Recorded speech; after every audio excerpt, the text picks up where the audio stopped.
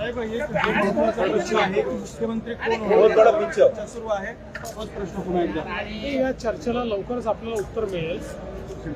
तिन्ही पक्ष मिळून त्याचा निर्णय लवकर घेतील.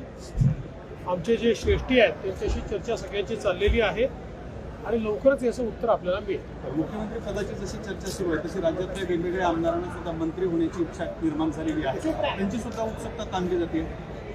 आधी मुख्यमंत्री ठरेल तर मग मुख्यमंत्री मंत्री ठरवतील. त्यामुळे मला असं वाटतं की आधी मुख्यमंत्र्यांची वाट पाहावी, त्यानंतर मंत्र्यांची पण जी काही नावं आहेत ती आपल्या लक्षात येतील. ईव्हीएम वरून विरोधी पक्ष आता जन आंदोलन सुरू करत आहे. वेगवेगळ्या पद्धतीचे केसेस करायला आदेश दिलेले शरद पवार असतील सगळ्या पक्षांना. याचं उत्तर हे काल सर्वोच्च न्यायालयाने दिलेलं आहे आणि सर्वोच्च न्यायालयाने क्लिअर कट सांगितलं आहे की तुम्ही हारले की ईव्हीएम वाईट ही पद्धत बंद करा.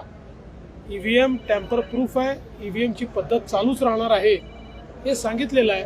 हा रडीचा डाव आता बंद केला. काँग्रेस आणि राष्ट्रवादीची मते ठाकरेंना मिळाली नसल्यामुळे ते आगामी निवडणुका स्वबळावर लढवणार असल्याचं तेव्हा ते महाविकास आघाडीतून बाहेर पडण्याची चर्चा असेल. मला याची किंवा काही भाजपा आता स्थानिक स्वराज्य संस्था सोबळावर लढणार अशी चर्चा. ते तर आम्ही मिळून ठरवतो. काही अजून वेळ आहे तर